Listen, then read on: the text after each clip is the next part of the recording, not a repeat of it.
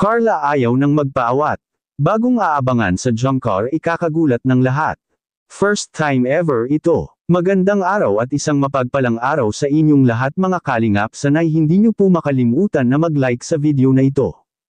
At paunawa tapusin muna ang kabuuhan ng video na ito mga kalingap at para malaman ang nilalaman nito. At maraming salamat po mga kalingap sa pagpatuloy na pagsuporta at pakisubscribe po mga kalingap kay Kuya Val Santos Matubang at kay Ate Edna Vlogs at Kalingap Rab, maraming salamat po, grabe naman. Bagong aabangan sa Jumcar ikakagulat ng lahat. Carla ayaw nang magpaawat pero bago yun mga kalingap ay pag-usapan muna natin ang patungkol sa tambalan ngayon ni Papa Joms at Carla mga kalingap. Ang kwento ni Jomar at Carla ay isang halimbawa ng tapat na pagmamahal at dedikasyon sa isa't isa. Sa kabila ng mga pagsubok at hamon sa buhay, ipinakita ni Jomar ang kanyang wagas na pagmamahal kay Carla sa pamamagitan ng kanyang mga aksyon at salita. Sa kanilang relasyon, si Jomar ay hindi lamang isang kasintahan kundi isang katuwang sa buhay. Ipinakita niya ang kanyang malasakit at suporta kay Carla sa pamamagitan ng pagiging tapat at handang magsakripisyo para sa kanilang kinabukasan.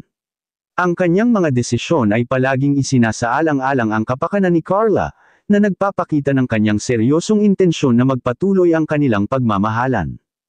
Ang kanilang kwento ay nagsisilbing inspirasyon sa mga kabataan na naniniwala sa tunay na pagmamahal. Ipinapakita nito na ang pagmamahal ay hindi lamang tungkol sa mga magagandang sandali, kundi pati na rin sa pagtanggap sa mga kahinaan at pagsasakripisyo para sa isa't isa.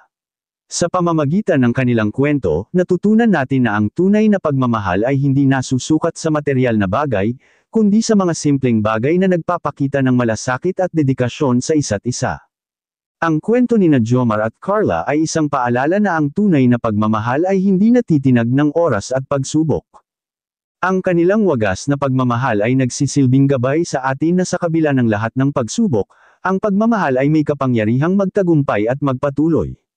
Bagamat si Carla ay aminado na gusto nitong ikakasal sila sa beach mga kalingap, na kung saan ito ang kanyang pinapangarap sa buhay, na kung siya ay darating sa punto na magpapakasal ay sa beach anya nila celebrate ang okasyon na ito. Si Carla ay hindi rin basta-basta na pagkababae mga kalingap, dahil may panindigan talaga siya sa kanyang sarili, at ito'y mapapansin natin mga kalingap sa makikita po natin na video. Sa beach. Beach wedding. Alam mo ba na pangarap ko din yan? Pangarap ko din yan.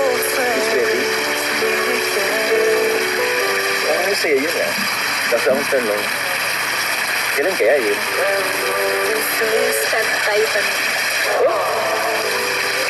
Ano sana tayo pa nun?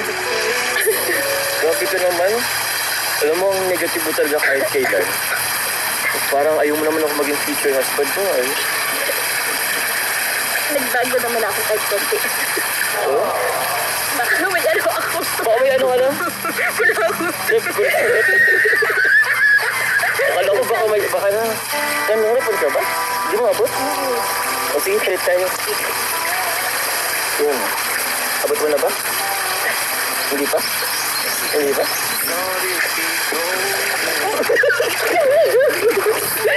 Bakit? Tinano lang kita kasi. Malalim pa lang ang swimming pool nila. Siguro, mas maganda kung dikit lang tayo. Kasi baka lumubog tayo.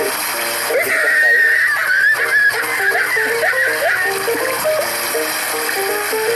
Ayon sa nakaraang live ni Papa Joms mga kalingap, ay may abangan po tayong bago sa Jumcar, kaya ang mga ka-Jumcar community natin ay hindi na makapaghintay sa bagong pasabog na ipalalabas sa serye ng Jumcar. Anong masasabi niyo po tungkol dito? Please comment and God bless you all.